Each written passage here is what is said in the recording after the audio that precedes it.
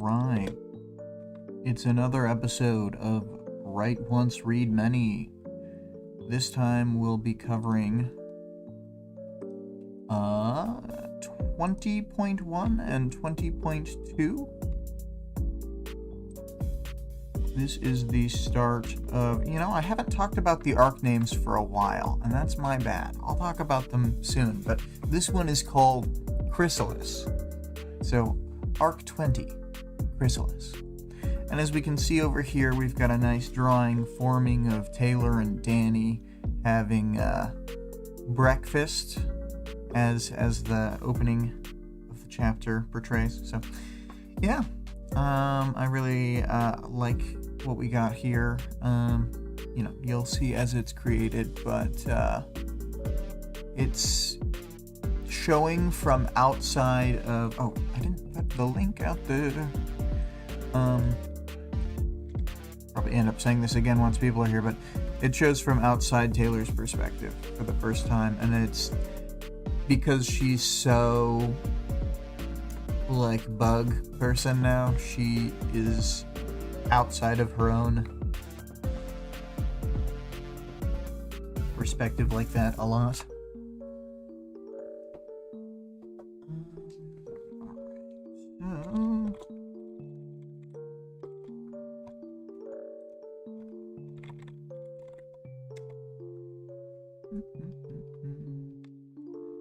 Okay. Well, Greg and Vale are here. Hello, hello.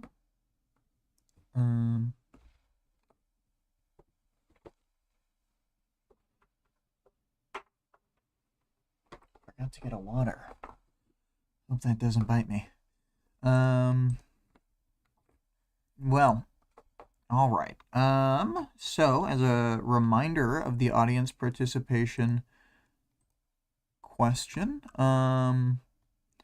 this time it's 20.2. Was Taylor too mean to Greg? Question mark. And so we shall discuss that at the time. Any question that makes Vic laugh is basically like a winner for me, so that's why I picked it. Let me see here. Move over from the speed draw to the final image. Look at that old Danny. That old Danny. Anyway, I really like this. It's like a more pleasant portrayal of the house. Normally when she's in this room in Vic's previous drawings, I've always felt like it's very kind of claustrophobic or like drab and kind of bleh. Oh, Vale says, I might be quiet today. Migraine with auditory artifacts today, making it extremely hard to hear. Yeah. But the art is amazing as always. Well, I'm sorry you're going through it, Vale, but hopefully it will turn around. And Greg agrees. I hope you'll feel better soon. Let's see here. So for the themes, I didn't have there's probably like a specific word I could use for this, but I wrote the Taylor feeling the mismatch between her civilian appearance and like her mind always being in skitter mode now. And I think even the like just weird communication gaps and intimidation stuff she does while dressed as Skitter also kind of fall into this. Again, I don't know what like word to use as a catch-all for this, but it does certainly seem to be like this.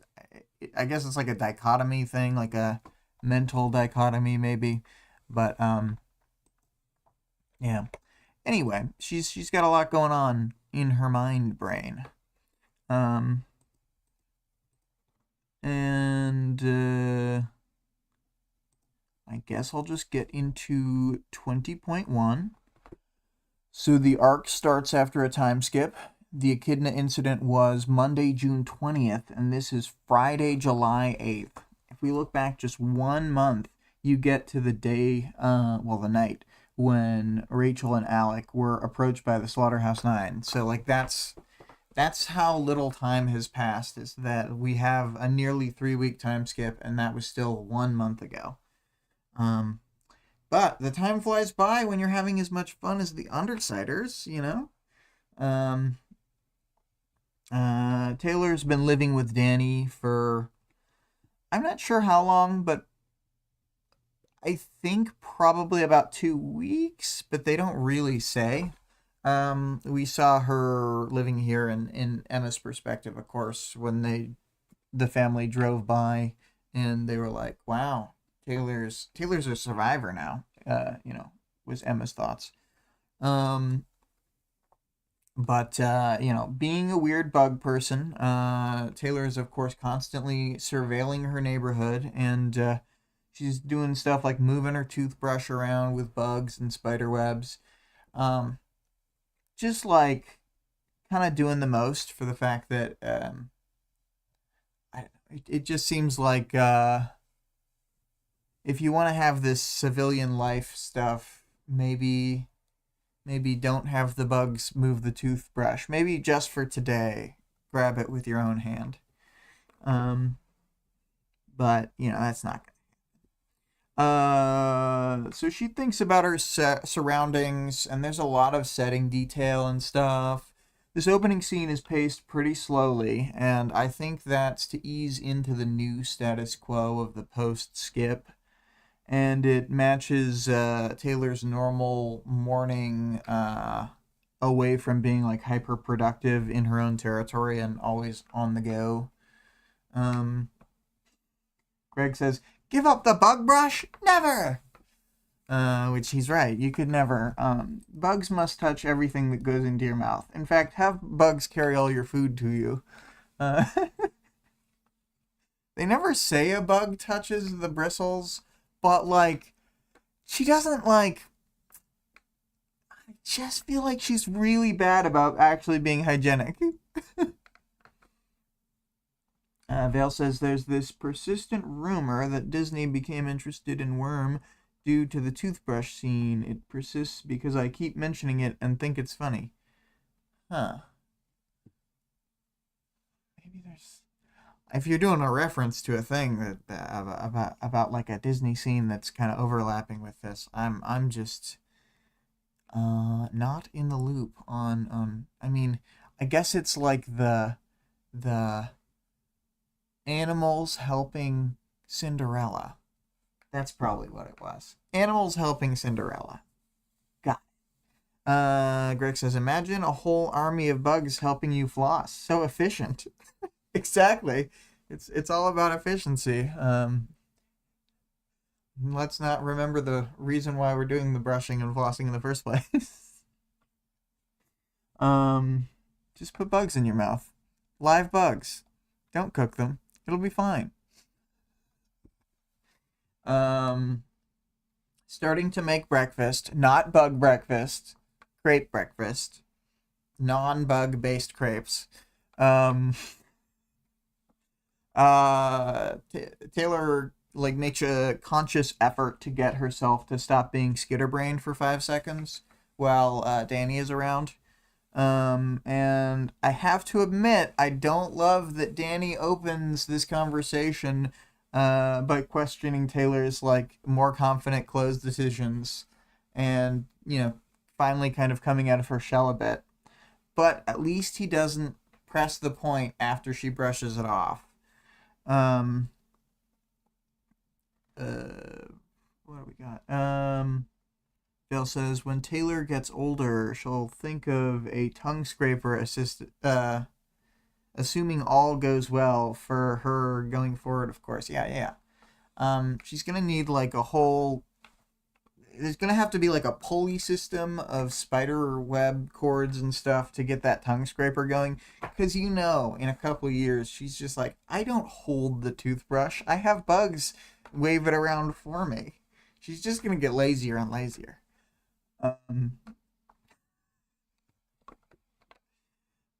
I am being mean to Taylor on purpose because I think it's funny. Let's see here. Once they're sat down together with their food, as portrayed here, then Taylor tells Danny that she's not going back to school. He asks if he told her to go back, would she? I summarized this conversation a lot. I didn't pull any quotes from it, but maybe I should have, but we'll just summarize. Yeah,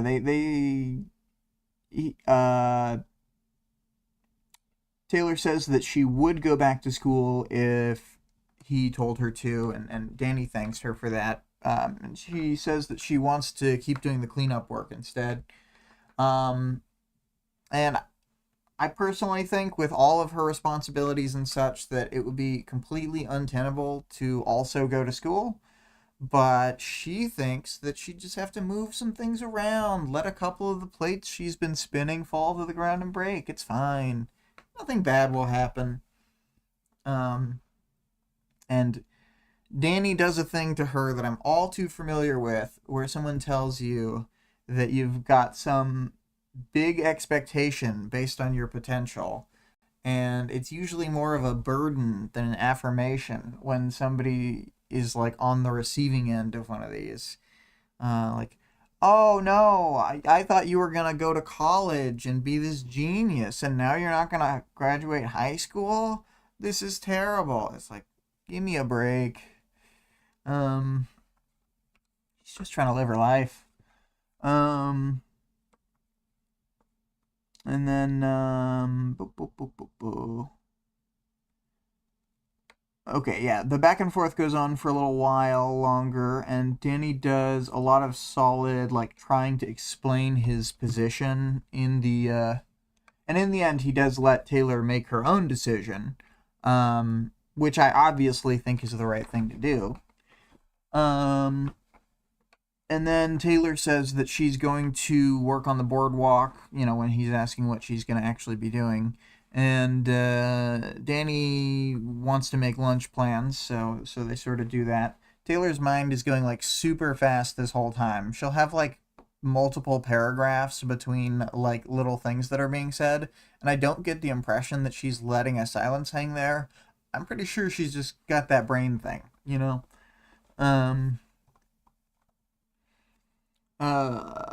They set up a plan so that Danny's going to call Taylor close to lunchtime, and then they'll be able to coordinate plans. Danny does his best not to be weird about her having a cell phone. And I think overall he's doing really well in this conversation, even though I did criticize him earlier. I think that he's trying really hard, and that part of it matters.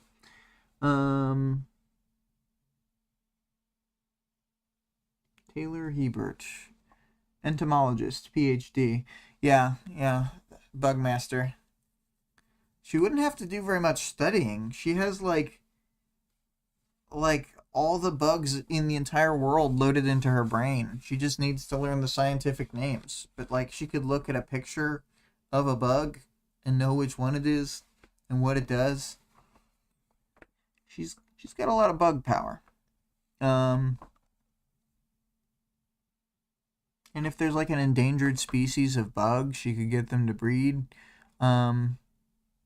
She's also a bug rancher. She saw that game Monster Rancher, and she said, "I'll do you one better."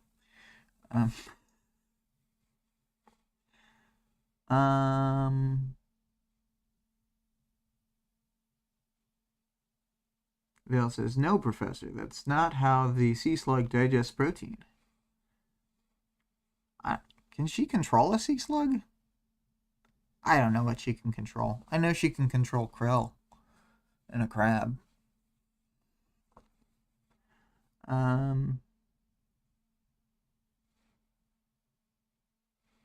let's see here. Boop, boop, boop, boop, boop, boop. For part of this conversation, Taylor's being paranoid about thinking Danny knows that she's Skitter, but I'd feel certain he doesn't know, even if I had no knowledge of the later chapters. It's just kind of like, you're misreading him. He's just sad, and he doesn't understand you. And he thinks that you're still slipping away from him, even though you've moved back. So, Danny's just sad. It's okay that he's sad, Taylor. Taylor leaves the house and checks on her phone. She mentions how, like, Danny is pointedly not looking over while she's getting ready. I think it's just like he feels bad all the time, and he wants her to stay there. He wants her to go to school, and he wants her to be like a normal daughter who is not running around and, doing work or whatever. He wants her to have a normal life, which is fair, but she doesn't have one, and she's not going to.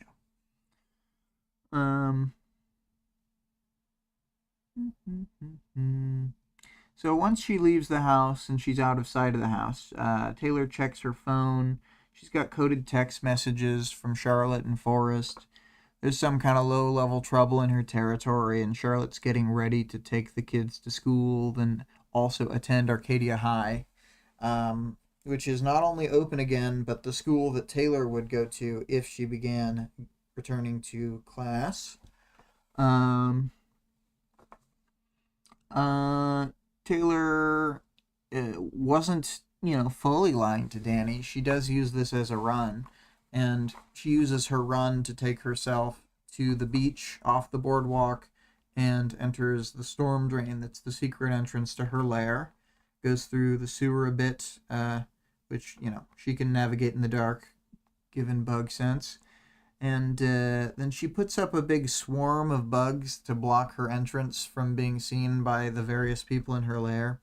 And so as to not completely upset the children, she flies little butterflies to their hands while the whole bug pile business is going on. She gets upstairs and into costume so that she doesn't have to put up walls of flies and things. She's still doing the shawl cape thing, which I'm totally here for. I always thought that was a good bit. I also liked when she had the, I'm here for, the full armor. I think she should have, the skirt and the leggings and everything. I'm just put more spiderwebs between you and them. Let's see here. Oh yeah, it mentions that she had read some other texts that weren't directly read out in the page. There's trash in their territory and stuff. And some other low level issues. Let's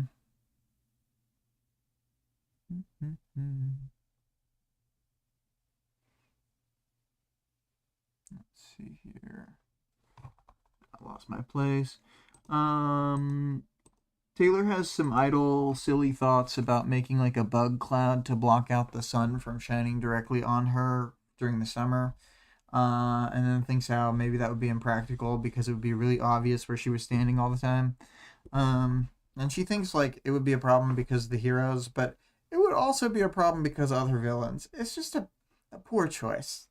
You shouldn't have a big bug cloud over you at times when you don't want to make yourself very known. And then, so luckily she decides against it. Then she starts thinking through some capes that have come to Brockton Bay, trying to capitalize on the perceived power vacuum in the city. The audience gets the first mention of an Endbringer cult, who we shall know as the Fallen, and one of their specific members is called out being there. Valefor or Valefor. I'm not quite sure what the actual expected pronunciation is, but you know, the first summon from Final Fantasy X. And they don't say what it is, but Valefor has some sort of stranger power, which is the classification Imp has. So they got to be real careful about this tricksy cape they got here.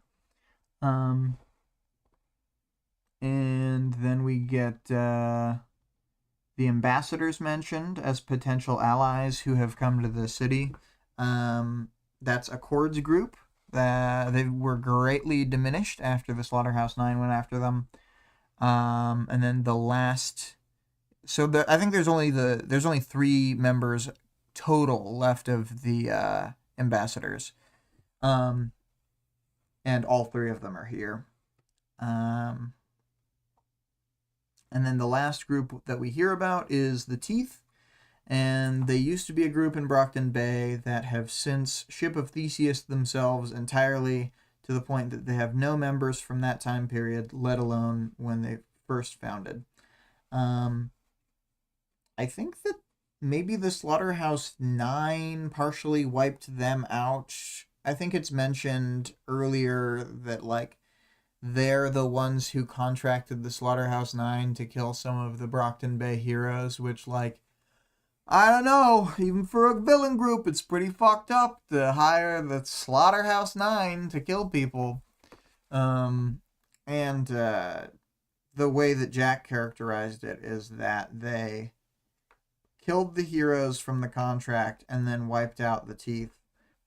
But obviously they didn't get a full wipe, so...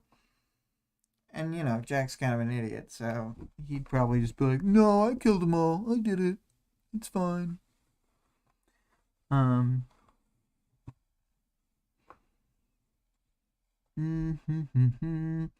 and the Teeth are in Parian's territory, and Parian currently doesn't want help, which I think is extremely foolish.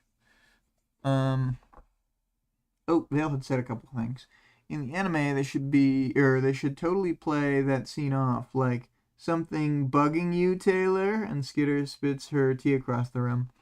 Vale says, how about a swarm that unsuspiciously moves, like a movie SWAT team going from cover to cover and checking out every space around her, but stealthily? You know. Greg says, given how people are, surprised we hadn't heard about Endbringer cults or terrible villain fan clubs before.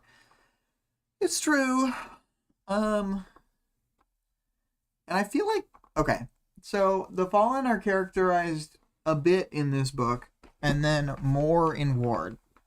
And I feel like they're one of those elements that I didn't have a good sense of them during Worm. Like, they keep playing it off like they're not that big a deal, but they're real fucking bastards. I don't know. It's a bit strange. We'll get to it when we get to the chapters where they're actually encountering them. So,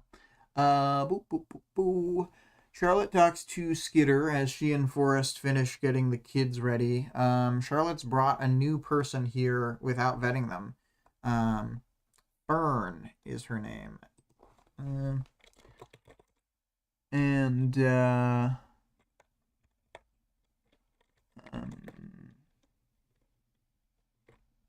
She's supposed to, like, text Tattletale a picture of anyone who she's, like, going to be bringing into the headquarters or anything like that. The lair, I mean. And she didn't do that, I think, because this is someone that she already knew. And so Skitter gives her a very light admonishment for this. And she insists that they always vet anyone new through Tattletale. Which is fair, because stranger powers exist. And Tattletale can't, like, break through all stranger powers or anything. But she can do better than almost anyone else. Like, she can kind of tell when Imp uses her, well, when Imp allows her power to go on. It's an always on that you gotta turn off. But, she's the only one who can really do that. Anyway, so this Fern person seems very scared of bugs, and overall Taylor's just very confused why she's here, but Charlotte needed additional help for getting the kids ready for school. Skitter and Charlotte talk through a couple plans, and then Charlotte leaves with the kids. Then Forrest, who is a like a early 20s, maybe mid 20s guy, who does not need to attend school, is still there and goes with Skitter to go talk to the members of the Chosen who attacked the two people living in Skitter's territory. They've like jailed them. They fucking built a cell, I guess. Which in the circumstances, fair enough, I guess. But yeah, these three guys that they've captured are being guarded by the O'Dallies, who are being used as like the bulk of Skitter's forces, because even though various O'Dallies had been killed by Mannequin, the rest of them did not leave the gang. They actually stayed. Oh yeah, Forrest is the guy who helped Skitter fight Mannequin, in case anyone has forgotten that. So she has a high level of trust in him. And even when he possibly is making fun of her a bit, then she doesn't call him on it or anything. She just lets it slide entirely. I would say that aside from Charlotte and the now no longer working for her Sierra, Forrest is probably her most important minion employee. And so the Chosen had attacked a husband and wife who are like older, middle-aged or whatever. They're like an Asian couple, so they were doing it for, standard like white supremacy gang reasons, like just your normal stuff. And the old man, well, the couple are like they're like Christian, so they ask Skitter to go easy, but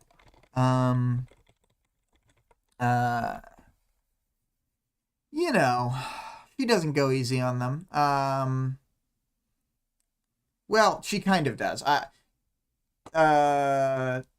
I think she takes appropriate action for the situation, and I think they get what they deserve. The Chosen are like being terrible. They're just can't for the life of them shut up for 5 seconds, even though they're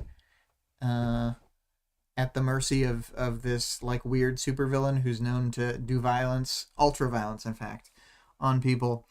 And they just keep throwing out the slurs and whatever. And then Skitter tells them that they're going to go turn themselves in to the police tent several blocks away. And Forrest is shocked at this at first. The criminals are like, sure, we'll do it. And then they're like, they're, gonna just leave and not do that, obviously.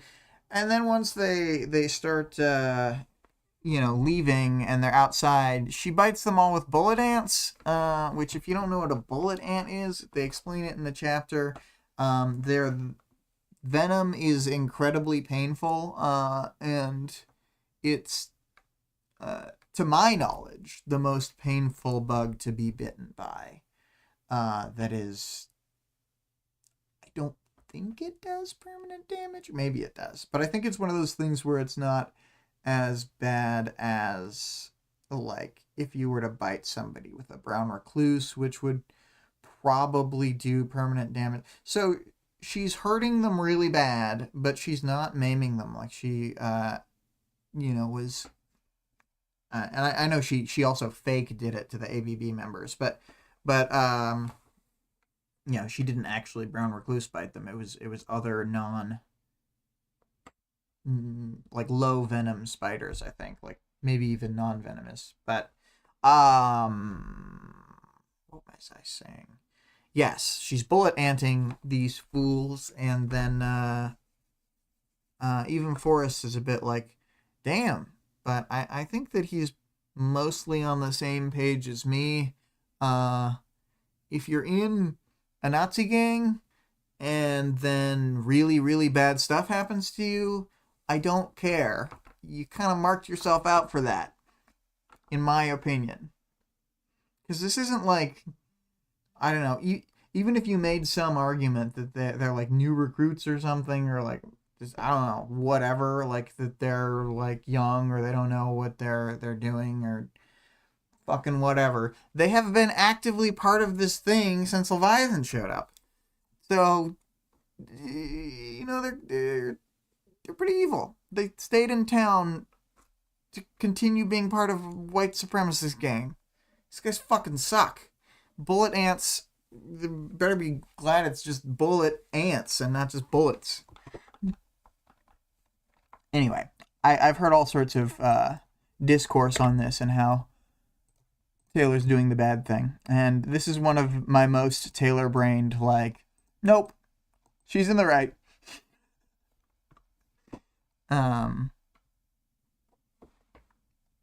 I try to have nuanced thinking about this stuff, but there are certain people who take certain actions that I disapprove of. And when bad things happen to them, it kind of makes me happy. And it's a storybook, so they're not even real people.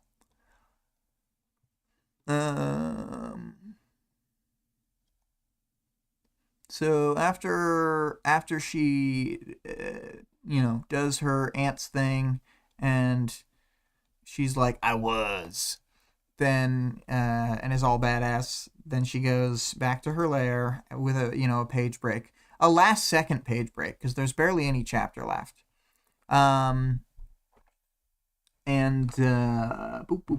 So Skitter is cleaning up. She's thinking through a lot of stuff that she has to do, and like talk to Lisa and Brian, and learning about the ambassador, all this stuff. But then she's cleaning up a mattress from a kid wetting the bed, and gets a text that's more of a bummer than the thing I just said she was doing.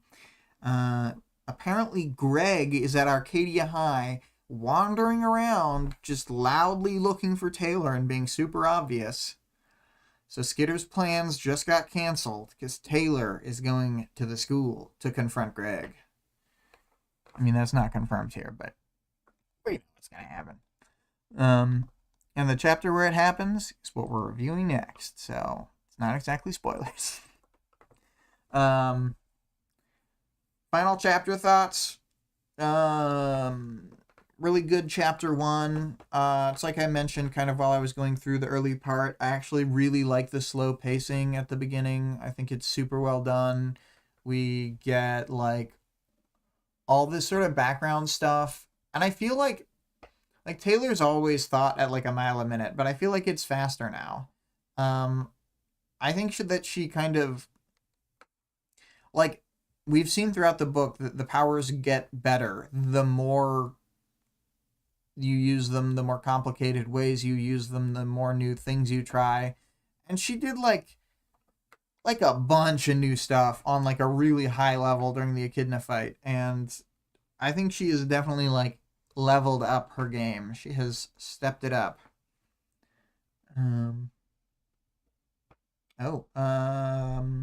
Vale had said, I wonder if the bullet ants are used specifically to parallel police with guns in the scene.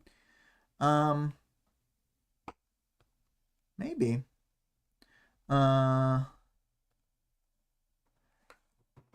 think it'd be more like it'd be more like a cop tasing someone, but even so, like, tasers are not as safe as they say. Tasers can easily give somebody a heart attack and, like, kill the person getting it, whereas, like, I've never heard that about bullet ants. I've never heard that there's, like, permanent damage. Maybe I'm just, like, not fully aware, but I guess what I'm saying is literally cops are worse than Taylor. So, and they do not go after the right people. I can tell you, if the cops wanted to put away some white supremacists, there's a whole lot of them in the state I live in. They sure don't do a very good job. It's almost like there's an overlap. Almost like that. I would never say that, though. Never. Anyway. Greg had said, Taylor hears about all these scary villains moving in, and the real threat is, of course, Greg from class. Yep. Vil says, she has them targeted, demands they surrender, fires a warning shot, and explains the threat verbally a few times.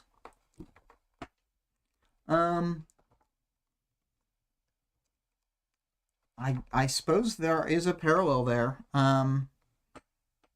But I guess I see her as being more righteous than even the unrealistically good cops from this story, who are shown to be minorly corrupt, but who are significantly less corrupt than real-life American police.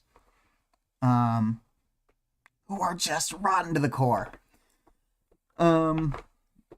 So you are right that there is some parallel there.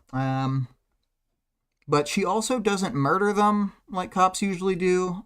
Also, a lot of times if you follow the cops' directions precisely, they'll still unload a clip into you. So, it's very melanin dependent, who their victims are typically. But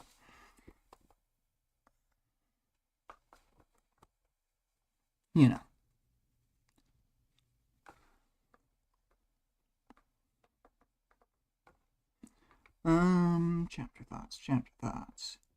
Yeah, good one. I like the text codes they have. It's a fun little detail. It doesn't take too long to explain, and then, like, it can convey a lot of, like, the same kind of message that Taylor gets from it, we can get, and the, like, partial decoding that your brain has to do is kind of fun,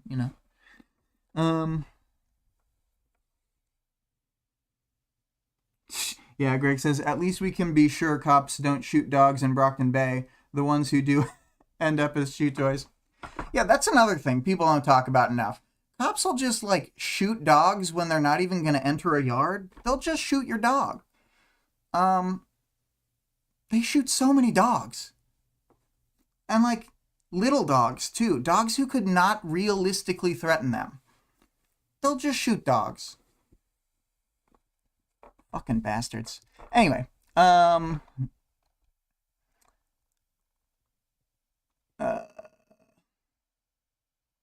moving on to 20.2. And the unfortunate truth is I have barely anything written on this one. I was really, spent a lot of time thinking and writing about the first chapter. I did not really do the second. But I did, listen to it, think about it. Just didn't write.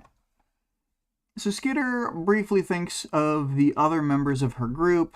Tattletale and Gru are busy with the ambassadors. So she doesn't think there are any reasonable people left except for her. She starts texting with Charlotte. She decides that that she'll have to go. They can't use their cell phones while they're actually in the school. Oh right, actually they're talking on the phone. They're not texting right here. That's right. Oh no, I'm wrong. I don't know why I confuse myself like that. They're definitely texting.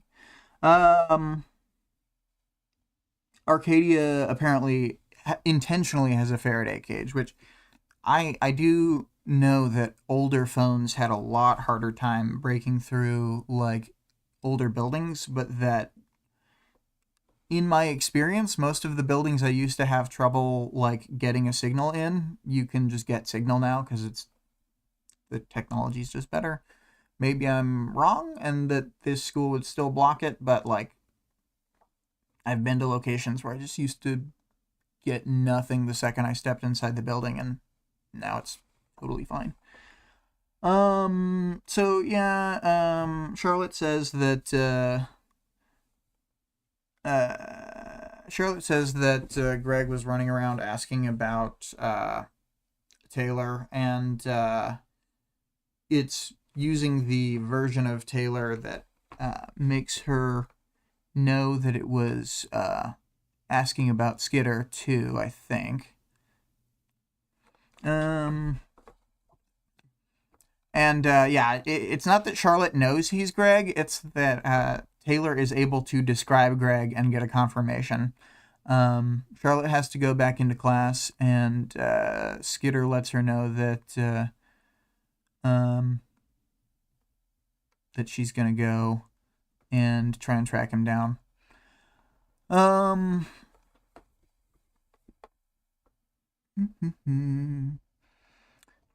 Taylor thinks about how like useful Charlotte is and how much she's helped and how much she appreciates her. It's very sweet.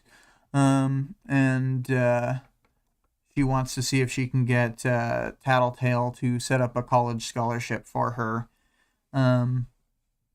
She says we had funds, which hopefully that means that they're out of the financial straits they were in when they hired Faultline's crew at like $6 million. I think like 6.8 maybe, because I think it was like 3.4, then they doubled it or something. But yes, so apparently that's not as big a deal. But she had managed to acquire everything that had been coils, which is great. And then she's thinking about how the ambassadors, unlike the other groups, had paid them as a courtesy when they came to the city. So they gave them money to sort of prove their good intentions. And we had seen previously that, you know, this is sort of standard operating for Accord. He believes in the rules of the game very much so. He's the kind of person who declares war on you before he attacks.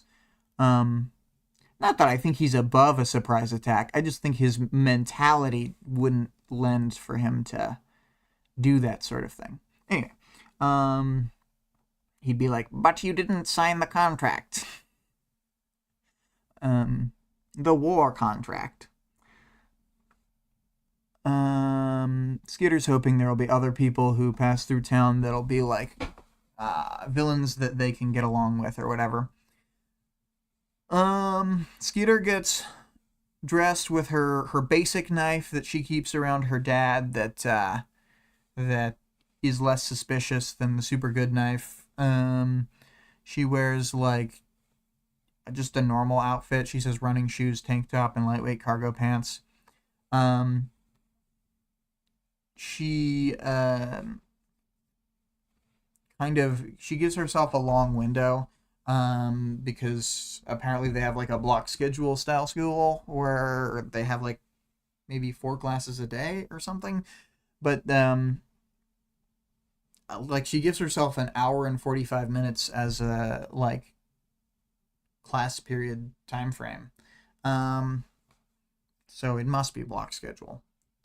But then lunch will begin and she'll try and do her sweep for Greg. She doesn't think that well, she obviously wants to find Greg before the lunch starts if she can, but I don't, I don't think she's very sure that'll happen. She takes a bus there. Oh wait, I think. Yeah, 20-minute wait for the bus, and then Yeah, because Arcadia's decently far away. She starts thinking about all the things that she's not going to get done and how mad she is about it. And all of this for fucking Greg. She doesn't think that last part, but I definitely think it's in the back of her mind. And, it's funny, because this is just what every day would be like if she had actually agreed to go back to school if Danny had asked. So she's saying she would have put up with it, but I'm not sure if she could have actually, done school. It's like I said when I was reading over that part in the last chapter. I really just think that it's completely unrealistic for her to do a full-time school and be a villain who does things 24 hours a day. It just doesn't make any sense.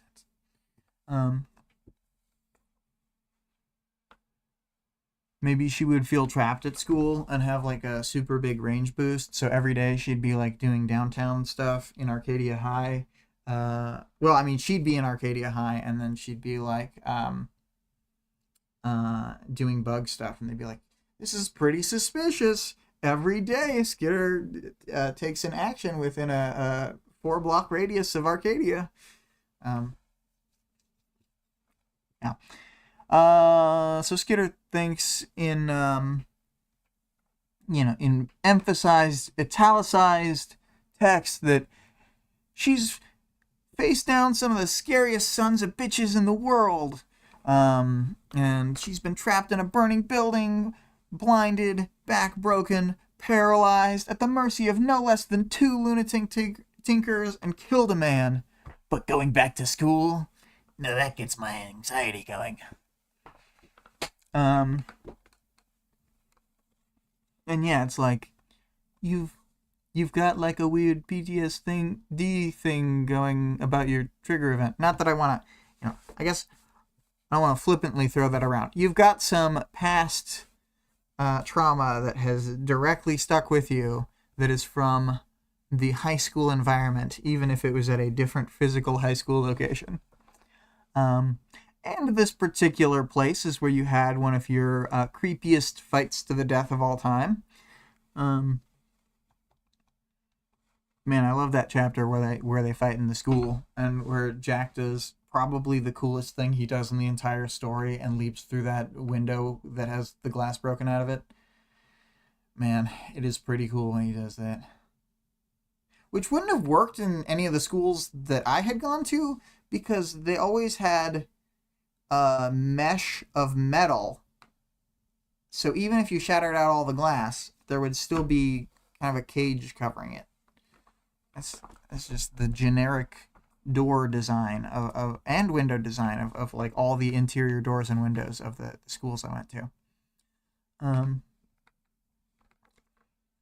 didn't think about it at the time, but it's a little prison-esque, but I do acknowledge the reason for it. It's so that if even though somebody busts out the window, they can't get through.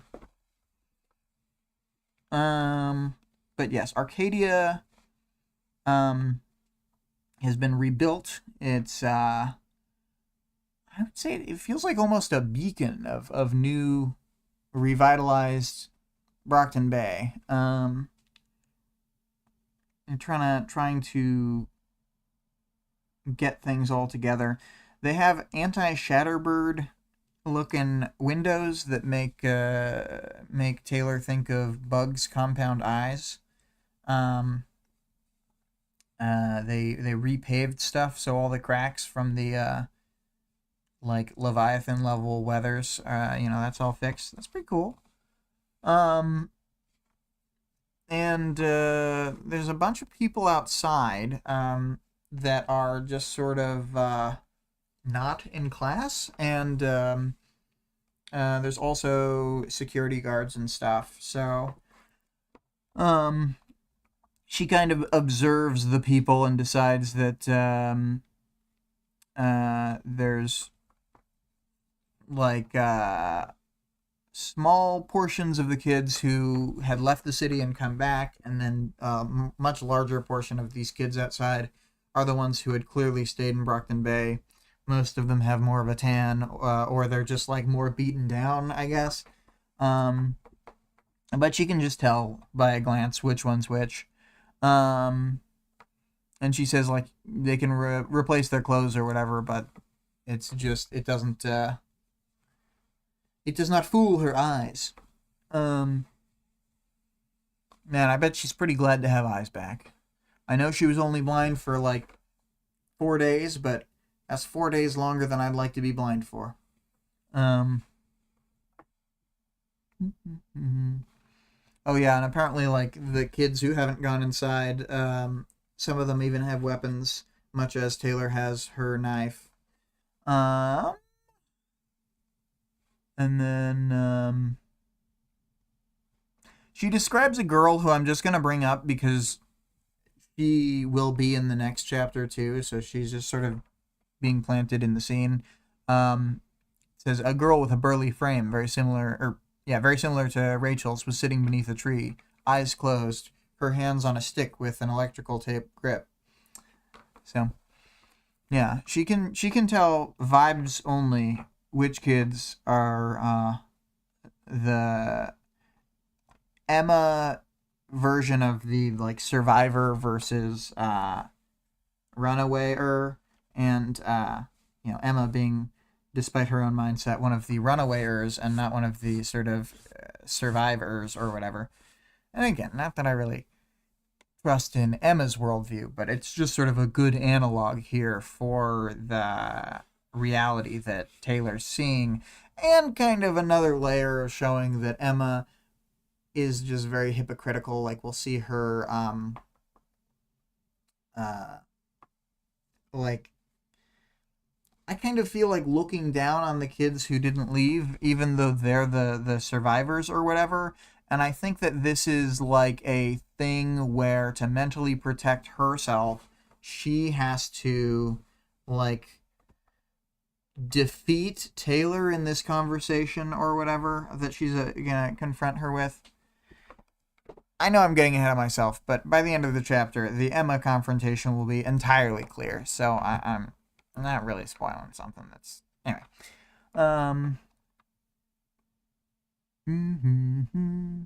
So it's funny because she first calls the person like security, then calls them an enforcer in her head, and she's confronted by the guy, and she thinks he's a weird creep who's like leching on her, and he probably is. She agrees to give over her weapon, which she has to get inside, and he sort of explains that the reason all these kids are not in class is that they're easing into things, and if people feel like they have to be outside, then they're just like letting them leave class or not go in the first place. Which is probably a good move.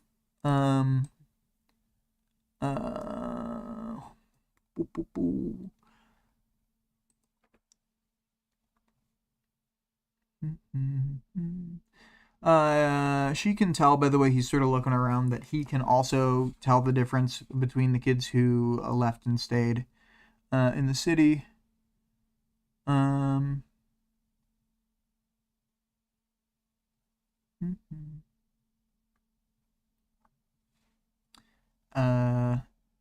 They talk about sort of the kids who came back being intimidated now by the kids who stayed.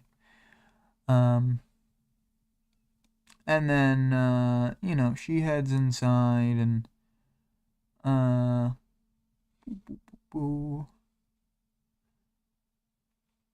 she thinks a bit about how she's been to, Arcadia High before, but that it was obviously in, the sort of evil miasma haze state. She doesn't call it that, but yes, it was that situation. And then she doesn't ask for directions, but she sees a note that tells her how to get to the office and to go there as a new student. She notices a typo right away. The student doesn't have a T at the beginning. It's just students. And it makes her mentally cringe. She sees a bunch of those like know where you are pamphlets. Some of them have like gang graffiti from her own gang. We get the classic one, which is that there is like a little dog graffiti on the corner of Rachel's, and then it's a speech bubble that says, "You don't know shit," which, like, anyone who's a follower of Rachel, that is perfectly fitting, as Taylor says, for them. So, yes. She feels super out of place in this school. She's like, my word, too many primary colors, not enough dull grays and brick. But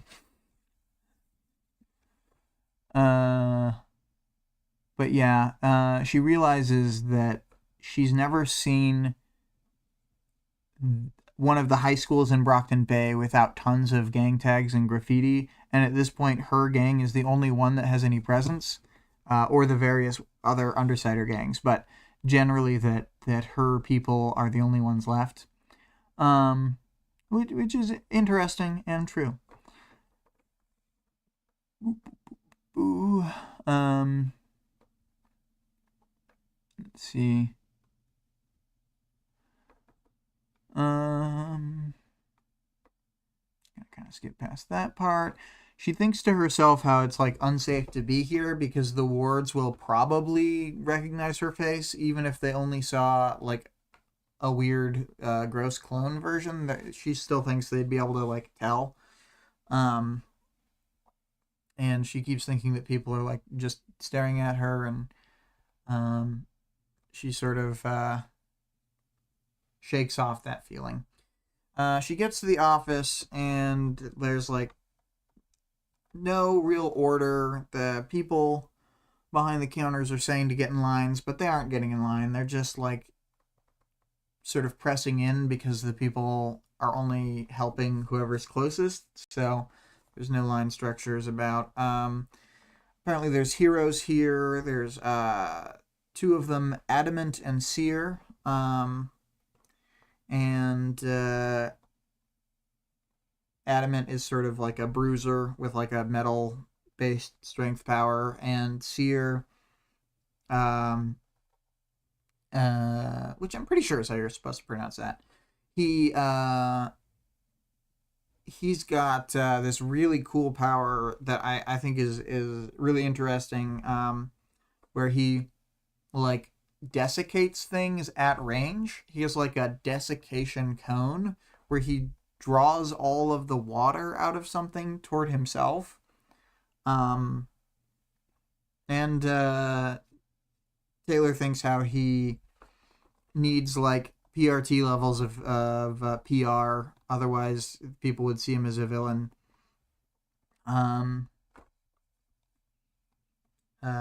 Because his power is very villain coded.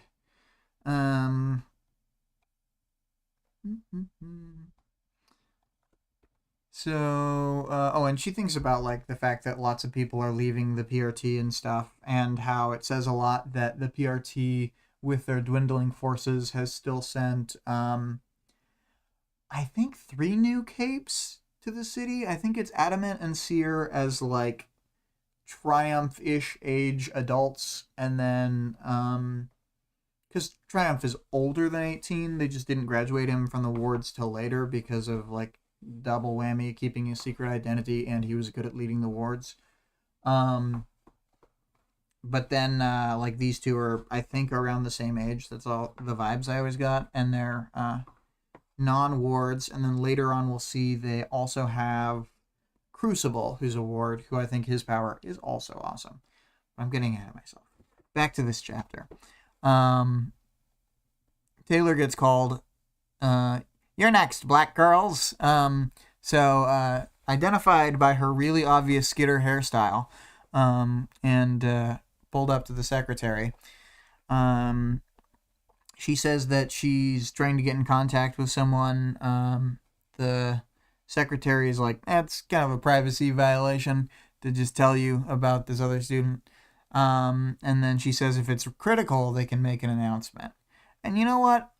I think, personally, she could have told the secretary to make an announcement to ask for Greg to come to the office. And I don't think it would have been that big of a deal. But, it all works out, as we see. She's going to find Greg. It's all fine. So she decides to look for him on the lunch break, or at least use that as an excuse. And then she's getting her classes together. Again, as an excuse. She basically tries to get a class schedule so that she can figure out where Greg might be. So she picks classes based on what she thinks he's taking. And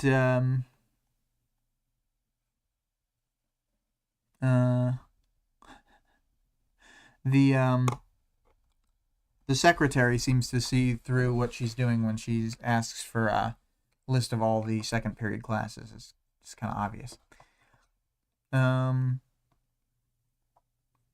She questions her decision to have come to the school, but she's already here, and she wants to have lunch with her dad. So if she can get this solved before lunch period, that'll be superior.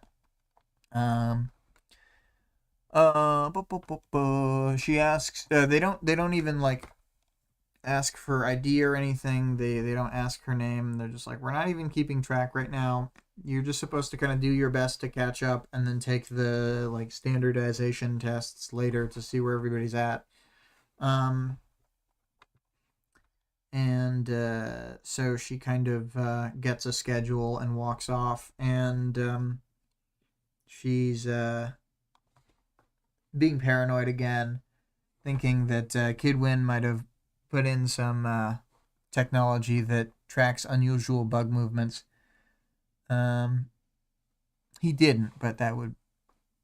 I'd maybe do that. Taylor would do that if she was Kidwin, so... She doesn't find him in the first place she goes. She notices Emma in the hallways. She's dyed her hair blonde, French braid, brand new clothes. And she's already got like an entire group of lackeys. She's just one of those ones who can always attract a flock of sycophants. She's a real Quinn from Daria, but evil. What if Quinn was way more evil?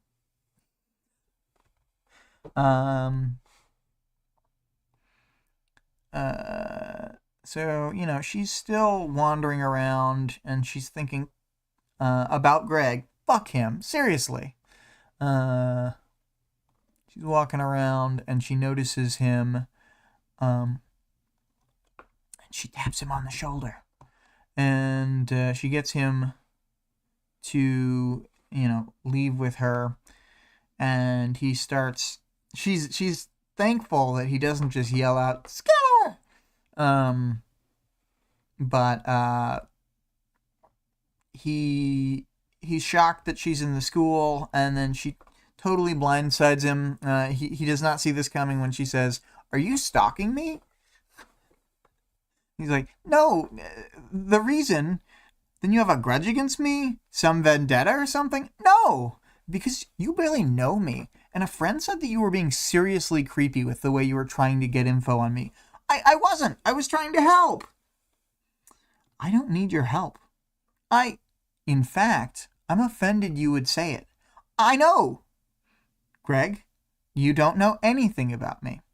We're not that different." "In what way are we the same?" "We're not social people. We like reading. We like computers." And I think it's great that she acknowledges in her mind that he is doing his best to not tell her she's a loser, or that she was a loser, or anything of that nature. He's trying to be nice, as she picks up on, which is very funny. And then she just lets him flounder, and he doesn't know what to say. She goes, "You don't know anything about me. You kind of messed up my day by doing this." "I wanted to help. I was spooked. All I got was a friend texting me to say someone's looking for me like they have a vendetta. That's not it. And I found out it was you, and all I could think was that you were angry, or you wanted to hurt me, or maybe you had some crazed infatuation with me and you were stalking me. Horror mixed with panic. Fuck, Greg. No, that's not what it was. It wasn't like that. I was, what is it? It wasn't like I was crazy over you, but it was a little thing a while back. That's not, I have a boyfriend. I blurted out. It was like kicking a dog. And this is funny. Noticing the dejected, kicked dog Greg, then Dennis is here. Dennis, the clock-blocking menace, is here.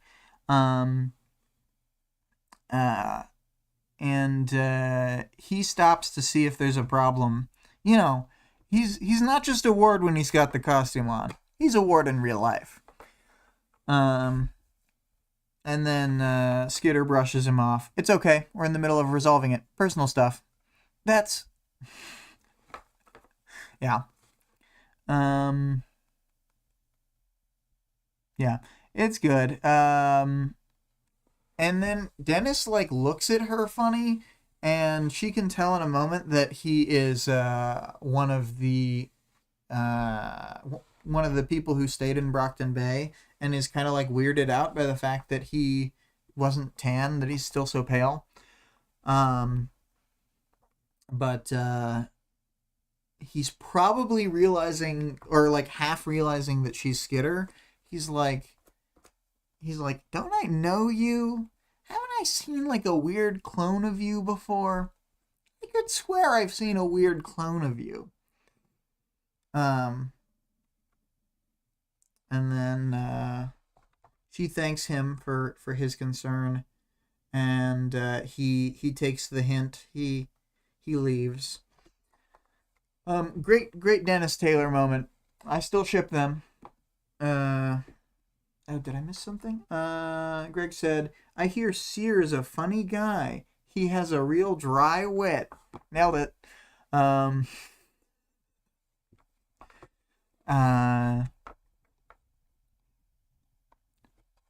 Yeah. Greg, I said, I don't want to hurt you, and I don't want to be your enemy. You have to understand, the last while has been scary. I'm guessing you didn't stay in town? I did. I was on the outermost edge of the city, other side of Captain's Hill. You didn't stay in town then. That's fine. Smart. But maybe you don't get what it's been like here. All I want is peace and quiet. I want to spend time with my dad, who I very nearly lost.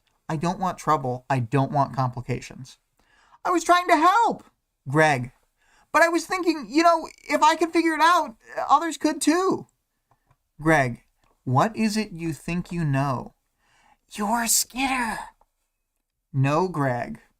I was reading online, and it's like there were people wondering if you were an adult, and it got me thinking that Skitter must be like in real life, and it clicked. I think it's great, and then this leads to one of the best lines in the whole book. That was just about the most horrifying thing he could have said, barring near impossibilities like, I got powers and I ate your hair to get pregnant with your child. A feeling, Greg? It's more than that. It all makes sense. I was going to spend time with my dad. That was my whole goal for the day. It's my only goal. I just want to unwind and relax after weeks and months of living in this hellhole of a city. And you pull me away from that because of a hunch? It makes sense. Your age, your location, your attitude, even with the bullying, your trigger event. Trigger event? Yeah, what's that? You're playing dumb. You know that capes hurt my dad. Both times he got hospitalized. Shatterbird the first time, the explosion at Town Hall the second. Superpowers are really the last thing I even want to think about. We can talk, but I really don't want to talk about the superhero stuff. Man, I love this conversation. She is just like shutting him down at every turn. It's delightful. Like the dialogue, her internal monologue, the way she feels bad, the dentist stopped by. I just love this. And she's all, Fuck me. I felt slimy playing him like this. Using my dad for leverage? I can't talk about this without talking about capes. About me being one of the villains. Isn't it kind of insulting? No, Greg. I'm sorry, but you're wrong. But the proportions, the appearance, you're wrong. Everything fit. And I do like, in her mind, she said, fit, not fits. She's beaten him down emotionally and confused and bamboozled him. He is already on the way to deciding that she's not Skitter. I'm sorry, he said in the end. You're not a bad guy, Greg. Sorry I'm not the person you wanted me to be. Take care of yourself. Good luck with school. Maybe I'll see you around. I hope your dad's all right. Thanks. Yeah. I love this. She feels terrible. And she realizes that he probably had like a completely unrealistic picture of this interaction in his mind where he'd be in on the secret and Taylor would tell him and confirm the fact that she was Skitter. Like, very unrealistic picture of things, but it's Greg. Of course he thought that would happen. And despite any shitting on Greg, like Victoria said, we like Greg on this cast. Let's see here. At least I believe she said that last week. Unclear. Pretty sure it happened. So she's diffused this metaphorical bomb. She has defeated the Greg situation. And she realizes that she feels more like Emma, and then as she gets near the front door, she senses Emma, and at first she's gonna leave a different way, and then she's like, oh, but then there's the wall around the premises, so I can only leave like one of two ways, and I'd have to go like an extra 5 or 10 minutes out of my way. So that's like a whole thing. So she somehow justifies in her mind to not take the extra few minutes, and to just go right past Emma. There's no way that she, subconsciously wanted to have a confrontation. She just has to. It's really important that she does the the lunch with her dad, which again, she hasn't had the call for yet. So she's not even time crunched yet. She's just saying she's time crunched. It's very stupid.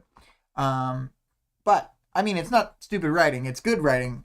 It's a stupid thing for her to pretend to herself. But yeah. Anyway, it's a good bad thing. Thank you, Wildbow, for all these good bad things. All these foolish people. So yeah, Emma immediately Taylor's trying to power walk out of there, so Emma can't get up to her. She probably should have just started booking it. And then Emma gets in front of her and physically interposes herself to block Taylor's exit. And she's being all sly and coy and all that, bullshit. She's hopping around to block Taylor if she tries to go around, and then she's like, sneaky, trying to avoid me. This is Emma's new voice, obviously. So Skitter initially, or Taylor, she's not even in her Skitter persona. She just is always kind of a Skitter now. But Taylor, she's torn. She doesn't know if she should fight or ignore. But she is agitated enough that I think that probably she should just turn around. I don't think that Emma could block her from just running the other way. She should, even if it's embarrassing. She should just run the other way. Oh, Vale's heading in air. Bye, Vale. Anyway, so she thinks to herself that she couldn't care less about Emma as like the final thing. And you know, it's all just there's a lot of self-delusion going on here. But anyway, because she even says, I didn't reply. I was a little spooked at how quickly my bugs were responding to my irritation. Like, her bugs freaking out, that's her, like, real response. Her pretending, no, I don't care. I'm cool. That's some fakey cake stuff right there. Anyway, chapter over. Another good one. I love the conversation between her and Greg. It's so great. I adore the dialogue. And her constant like, I'm terrible. And I agree with the way that she did handle the situation, but I also think it's funny that she feels so bad about it. I guess I don't have too much more to say that I didn't already say. As far as arc stuff, great way to start off an arc. Really get the ball rolling. We see her have a scene where she lives, scene where she works, and then get called into this first sort of inciting incident. Since each arc is its own little book, then this is the inciting incident of the plot. And even though she has overcome the Greg hurdle, clearly just getting her to the location of Emma was part of the point. And man, what a great way to tease the inciting incident with the previous chapter to these two being the, Greg figures it out. Or, well, wait, no. The Emma one was between. So the last two chapters were Greg figures it out and Taylor's living at home as the sort of like cliffhanger-y stuff. But yes, great arc kickoff. I'm a big fan of this arc. I know that a lot of readers count arc 20 like mostly because of the last few chapters, but I've heard from a lot of people that it is their favorite arc. It's there's so many good arcs in my opinion that I don't even know if it's quite in my top 5. I think it's in my top 10. But the later arcs are very good. So, yes, that's why I have a differing opinion. Also, in the vein of the way this arc feels, I kind of feel like arc 22 is very similar in a lot of ways, and 22 I prefer. Moving down to characters, we'll start off with Charlotte. She's a little overwhelmed being pretty much Taylor's like number 2 on the home front. Or number 1? Yeah, she's like her first officer. And then Forrest is like he's like next in command. You know what? I guess Forrest and Charlotte probably have an equal tier of power. That's what I think. But they deal with different aspects of things. And then yeah, Charlotte, she's being stretched a little thin. She's still taking care of all those kids.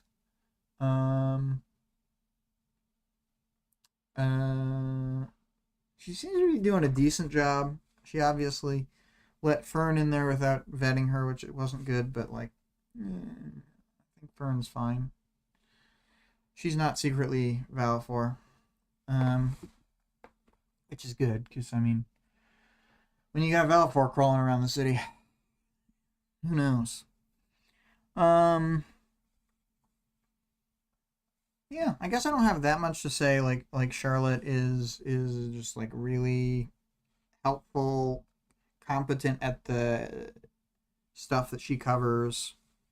Very dependable character. We'll talk about Forrest a little bit. Don't have that much to say about Forrest. I think it's cool that he's a little like he's so cash with Skitter. I think he's a fun character.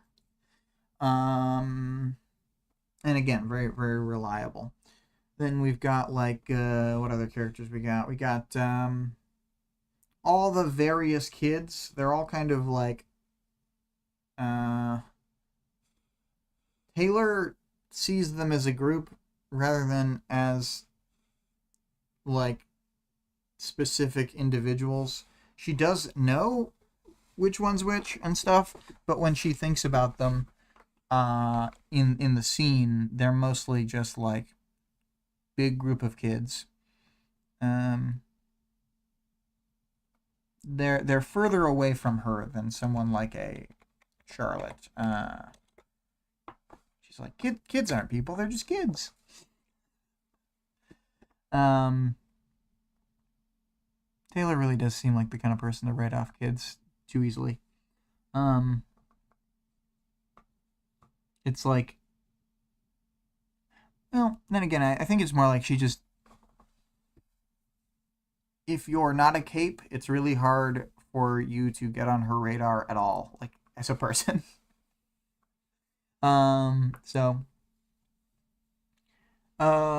Moving on to the sort of I guess I didn't mention the O'Dallies. It's not that surprising to me that they stayed. I don't think they had anywhere to go.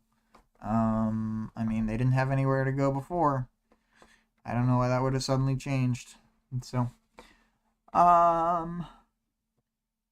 then the Asian couple who was attacked. I think they have, in my opinion, a very naive view of what would happen if they just told the police about what these people had done. Like, I don't think anything would happen. I think that them turning themselves in or just receiving the punishment from Taylor is like a thing, because I don't think they would probably go to... I mean, like, I just feel like they'd slip through the cracks of the system, even given what's happening. Because I don't trust the system to work.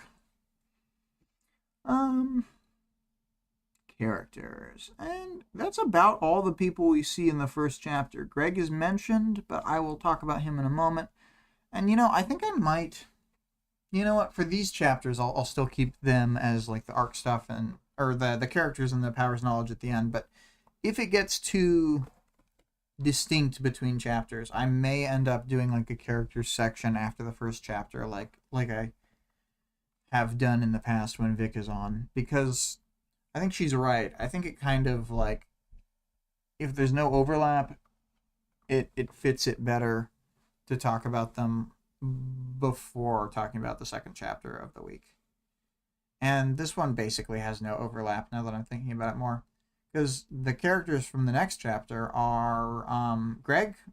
Talked about Greg to death earlier. He is doing the most. I really he's got the greatest scene. He's such a sad dog. It is it's both funny and sad to see this sort of bad thing happen to him of Taylor shooting him down. And I don't mean like the romantic shoot down, that's normal. The like maintains secret identity shoot down, which was just like, man, she got him. That conversation's so funny. Oh, Greg, you're You really don't think through realistic versions of what's going to happen when you do things. Dennis, always a hero, even out of costume. He just wears the costume, you know, to hide that beautiful face from Taylor so that she doesn't try and date him. And Emma continues to be terrible. We see that even though she sees Taylor as a survivor now, the paradigm may have shifted, but she needs to reassert her power and dominance. She needs to revitalize her status in her own mind. So, you know, we'll talk a lot about Emma in the next chapter when they have their direct confrontation. Oh, I should talk about the security guard and all the like outdoor students.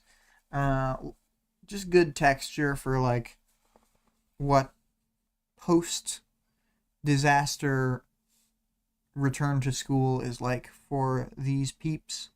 So yeah, I think these chapters are super well done. I think all the characters are like spot on. Like none of them feel generic or flat to me. They all feel really specific. And yeah. Oh, I didn't talk about Danny from 20.1. That's crazy. Well, Danny, he's really, really trying to be a good dad. Is he always a good dad? I don't think so. But he is trying really, really hard, and I do count that. It's fine. As for Powers, knowledge, and world building, I mean, we get great world building as far as like all of the returning students, the different groupings of them, the like way they're allowed to sit outside, the fact that they have like specific enforcer style security guards outside. We meet some new capes. We learn about not only the villains coming into town, but also some additional heroes. People are making moves. We hear about their potential alliance with the ambassadors. We've confirmed that Tattletale was able to dig herself out of the financial hole that she was digging during the Arc 19 time frame. And I mean, even end of Arc 16, really, during the String Bean plan. She was already kind of like spending a lot of money for the fact that if she ever runs out, they're totally hosed. But you gotta ride that razor's edge when you're a villain, you know?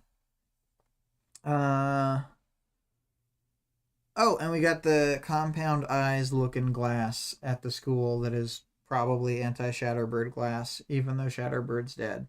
But, you know, they don't really know that for sure. She just keeps blowing up the city. I don't think we had mentioned it, but Shatterbird is dead now, so Regent has way less going on in the way of his power.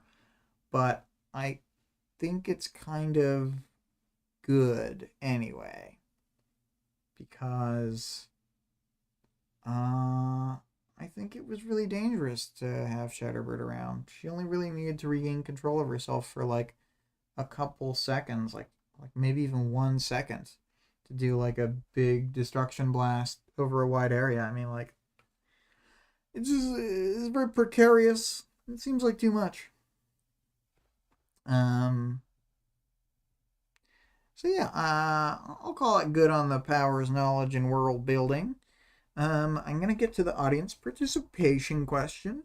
20.2, was Taylor too mean to Greg? And I got, oh, this is great. I got like 4 answers this time. This rules.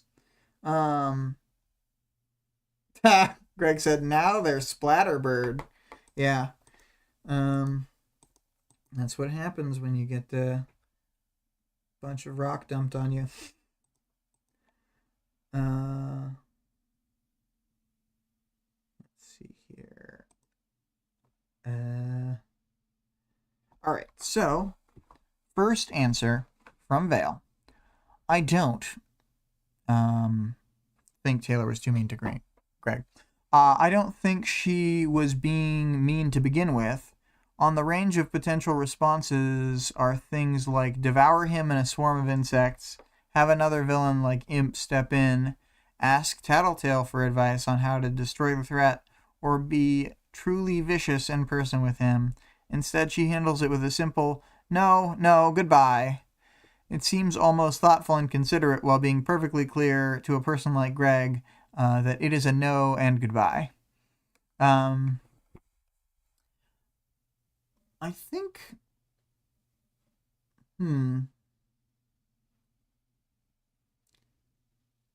I think that it would have taken longer, but she could have done a similar confrontation to the one that she did do without being,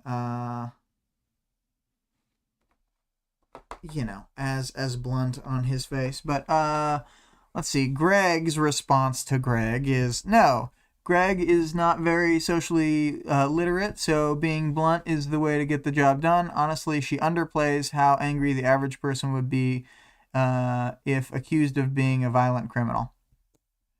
Oh no, I got an R.M. Brown drop stuck in my head now. Violent crime.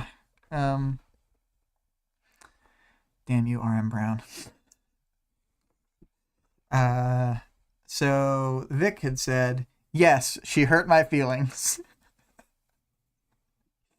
And then Halloween said, objectively speaking, Taylor is in the position of power there, as, the literal ruler of the city, but also teenage boy snoops around online to uncover private information about bullied girl who goes to his school and then tries to repeatedly press her on it while she tries to avert attention is fairly classically not a great thing to do. Exceedingly measured response from Miss Biebert, really. Biebert. And Lillian agrees with a response that is the hand pointing up at the message that it's responding to. So I'm going to take Lillian's response to be a very similar thing. And you know what? I know that Halloween's not going to listen to this, but if Lillian is listening, and I will send this as a Discord message as well. Well, thanks for participating in the audience participation. I really appreciate it. So, yeah.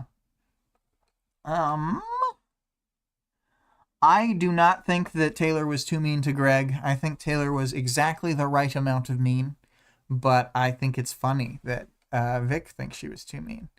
And I think that it's right of her to question her own meanness quotient. I think it's good when things don't get away from her. I mean, I think the whole point of the bullet ants is to be like, she's not even questioning the bad actions she's taking. Or like the violent actions. Or like, I guess it also makes you sort of have to decide for yourself if you think it's a justifiable action. Which, much as Taylor does, I do. Yeah.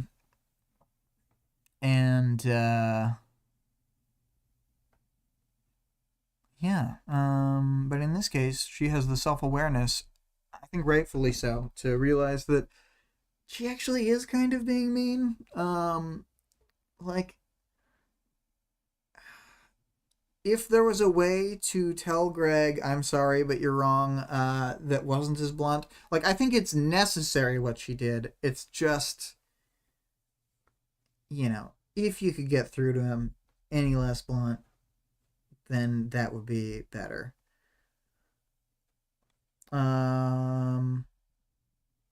Anyway, let's see. My question for the next two chapters. I guess, and I am thinking this up on the fly, but it's more or less that I want to ask if you were surprised by what happened in the principal's office. Let's see, how well.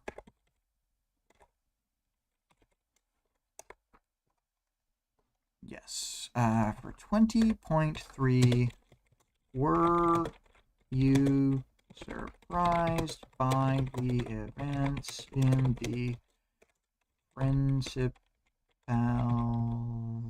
office?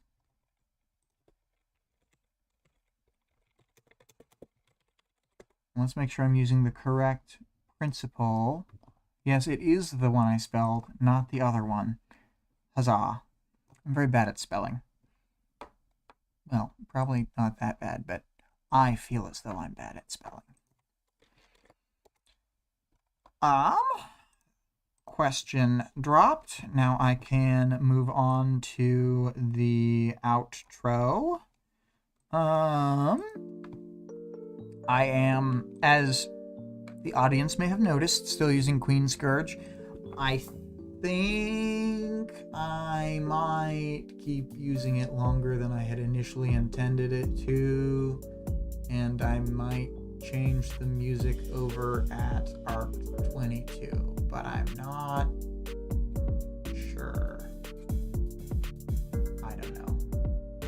I had initially wanted to change over at Arc 20, but it just didn't work out. Anyway, so the music is Queen Scourge by ScarlettXOX. You can find her at twitch.tv/Scarlett_rogue.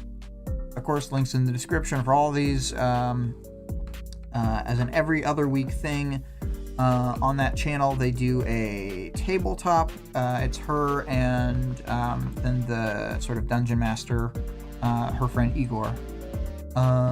So it's only like a single player campaign. It's different than most of the ones I've seen, but it's called Gas Station Blues.